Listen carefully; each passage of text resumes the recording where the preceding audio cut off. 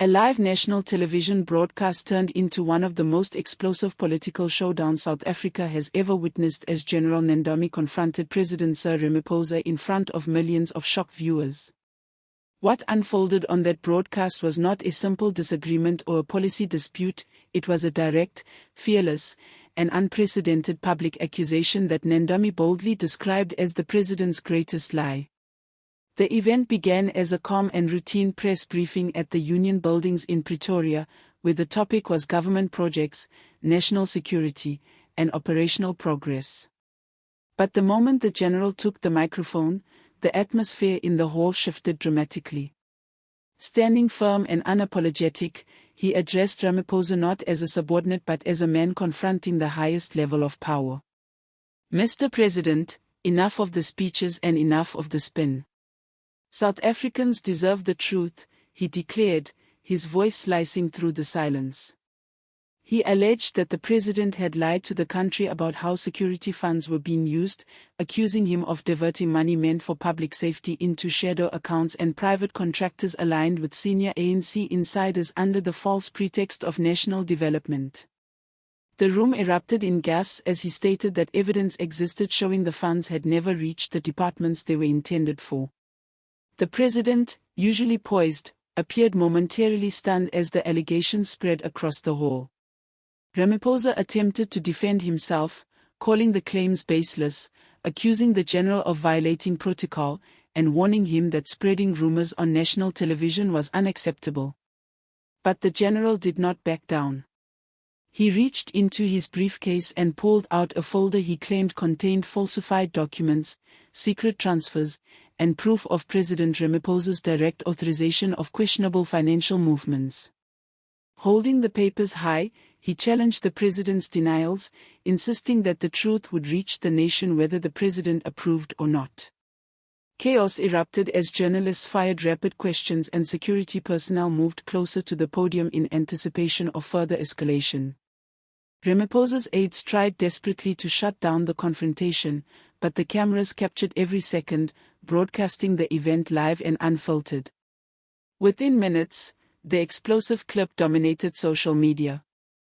Hashtags like #Ramaphosa exposed, #NendamiTruth, and #ANCFire trended across every platform as millions of South Africans replayed the confrontation in disbelief. Viewers responded with a mixture of outrage, shock, and applause. One viewer tweeted that it was the realest moment ever seen on national TV, praising Nendami for saying what many had suspected for years. Another declared that if the evidence was real, it could dismantle the entire ANC hierarchy from the inside. What the general described as the president's biggest lie centered on the government's security and infrastructure budgets, which he alleged were quietly redirected to private companies with no traceable projects. He accused the administration of issuing fabricated progress reports to cover the missing funds, and he insisted he had documents showing Ramaphosa personally approved offshore transfers disguised as development initiatives. That evening, political analysts on SABC News described the allegations as potentially one of the most significant financial deceptions in South African democratic history. In the immediate aftermath, President Ramaphosa's office cancelled all scheduled appearances and released a brief statement framing the incident as an unfortunate misunderstanding while dismissing the general's comments as reckless and unprofessional. Behind the scenes, however, insiders revealed growing tension within the ANC. Some party leaders privately supported Nendami's courage, while others demanded his suspension for publicly humiliating the president. Reports soon emerged that the general had been placed under heightened security after receiving multiple threats following the broadcast. The nation became sharply divided, with some hailing Nendami as a hero and whistleblower, while others accused him of destabilizing the government for political gain.